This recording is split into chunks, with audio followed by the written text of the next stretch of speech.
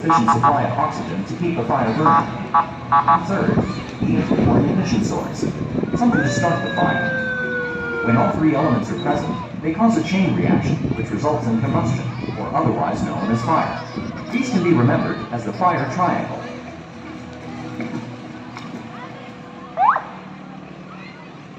Not all fires are the same. In fact, there are 5 classes of fire, and each requires a specific extinguisher.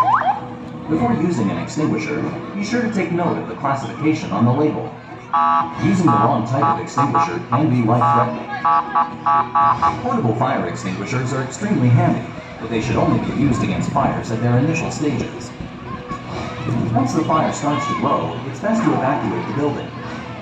Extinguishers should never be viewed as substitutes, but rather as complements to automatic fire detection and suppression systems, such as fire alarm systems, smoke and heat detectors, and fire sprinklers.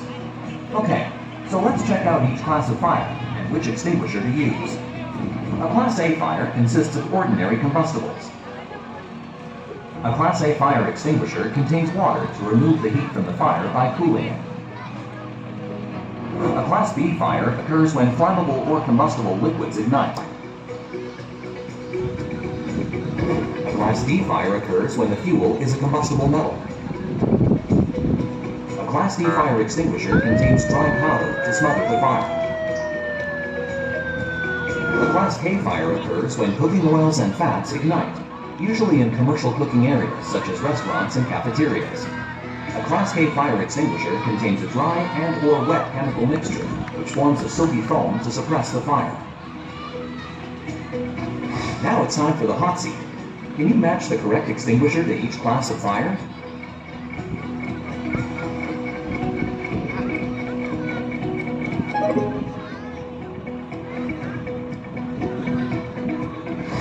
Awesome job, you fire genius, you!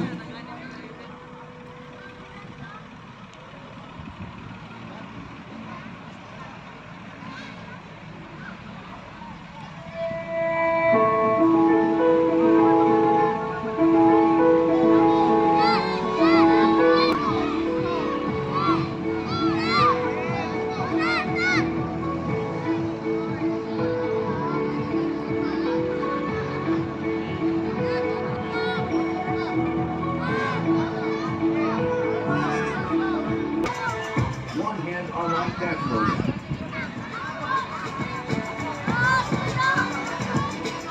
Download now. Nga, bugat! Nga! Sunod na ng chinelas. Wala ka nagdalag extra. Hindi gamit ni baby.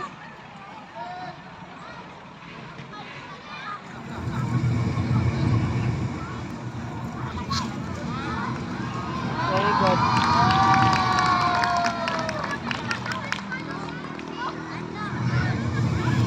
We all know how dangerous fire can be, but what isn't always obvious is how easily a fire can start. An overloaded extension cable, poor housekeeping, a discarded cigarette, combustible material too close to a building can be set on fire. All of these can easily cause a devastating fire. The fire service attend thousands of fire incidents every year that could have been prevented by putting simple fire safety measures or procedures in place. The first and probably most important of these is to understand what elements need to be in place for a fire to exist. This can be easily explained through the fire triangle.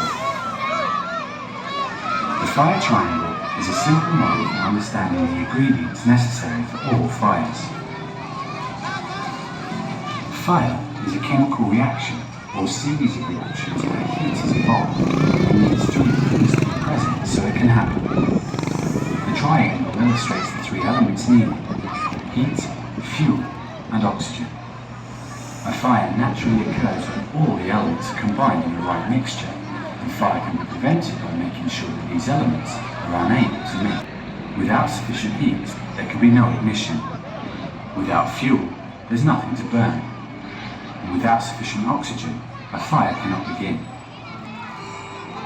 Knowing the mechanics and elements of fire is essential in eliminating the risk of fire, as well as knowing how to control and extinguish it.